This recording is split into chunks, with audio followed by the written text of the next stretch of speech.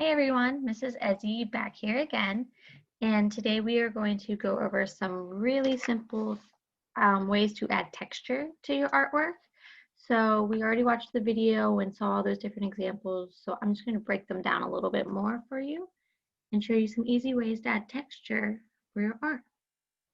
One of the ones that you were interested in were the one that looks like fish scales, and that's very simple with the letter U.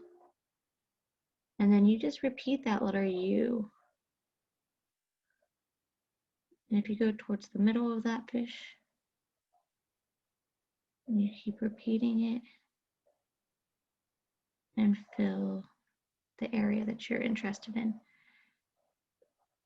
The one thing that I said that was important was that when you make your textured background, you have to make sure it is purposeful.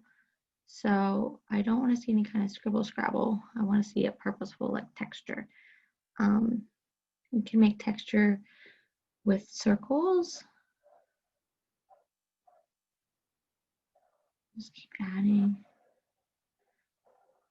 more and more.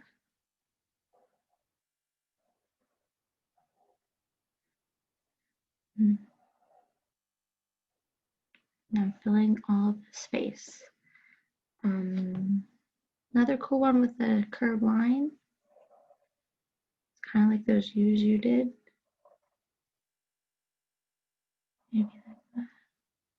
And then you just fill it in.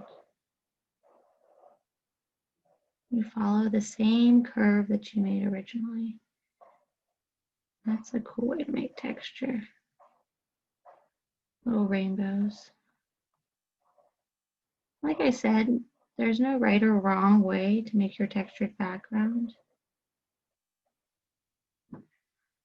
But these are just some examples. Straight lines are a really easy way.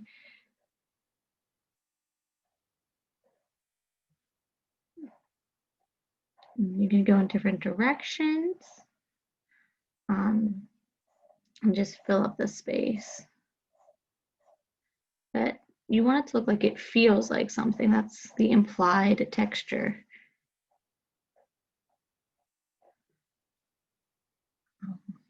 What else? Oh, we saw bricks. That's pretty easy.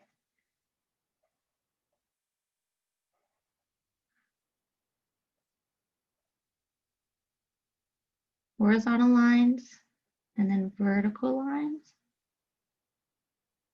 Skipping some spaces. And then if you add a little tiny shadow in the tops and the bottoms of those lines with like a triangle, makes your bricks look a little bit more realistic.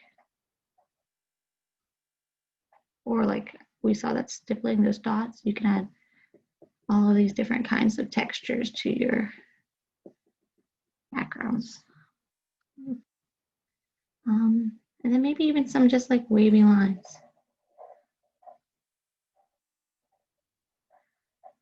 So a lot of it is just a repeat